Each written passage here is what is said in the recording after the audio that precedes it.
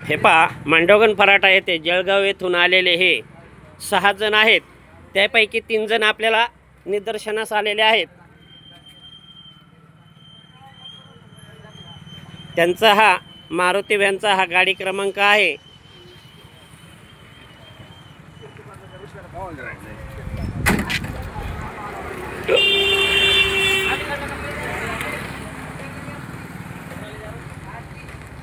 ते लिक्विड विक्रीचा व्यवसाय करतात. त्यांचा व्यवसाय करण्याला आपला कोणताही विरोध नाहीये.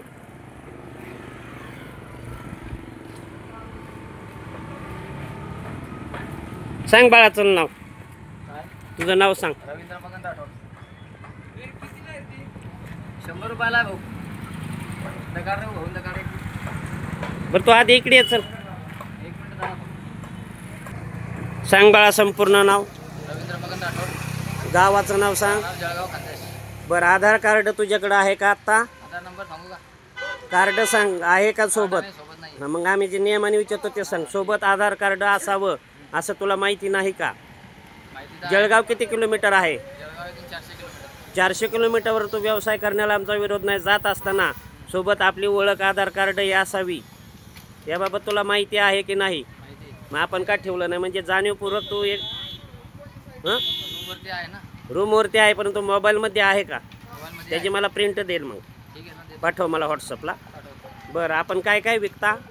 लिक्विड आहे आमच्याकडे, कम्बो पॅक फक्त. म्हणजे आपला महिलांशी वृद्ध महिलांशी घरोघरी संपर्क येतो. हो.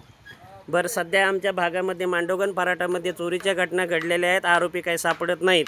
त्यामुळे आमचा संशय हा असा आहे की व्यवसायानिमित्त लोक टेहळणी करतात, पाहणी करतात आणि नंतर मात्र दुसरे उद्योग करून जातात ओळखीचे. त्यानिमित्ताने आमचा हा उपक्रम सुरू आहे की गावामध्ये अनोळखी व्यक्ती आलेली असेल त्याची माहिती घेणे. परंतु बाळा तू बहुत लय हुशार आहेस रे. तू आडवा चलतो, तुला कायद्याचा काय अजून झटका बसलेला दिसत नाही आहे. त्याच्यामुळे तू एवढा शहाणपणा बाहेरगावी करत जाऊ नकोस. एखाद्या दिवशी अंगलट आलं ना, माझी आठवण येईन बाळा तुला, माझी.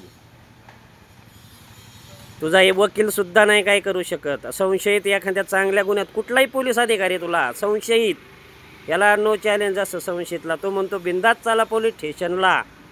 असं नसतं. एखाद्याने माहिती विचारली तुला, तुला कुणी खंडणी नाही मागितली, किट फुकट नाही मागितलं. आम्ही बोलतोय तुझा विषय दुसरीकडं. फोन आला होता, हां करतो फोन लगेच. ए बाळा चल, दुसरा कुठे आहे?